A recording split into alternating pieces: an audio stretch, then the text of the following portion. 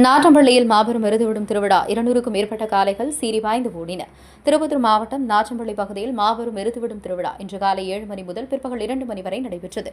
இந்த எருதுவிடும் திருவிழாவில் கிருஷ்ணகிரி, திருப்பத்தூர், திருவண்ணாமலை, தருமபுரி, ராணிப்பேட்டை, வேலூர் உள்ளிட்ட மாவட்டங்களிலிருந்தும் ஆந்திரா, கர்நாடகா உள்ளிட்ட மாநிலங்களிலிருந்து 200க்கும் மேற்பட்ட காளைகள் கலந்து கொண்டு சீறி பாய்ந்து ஓடின.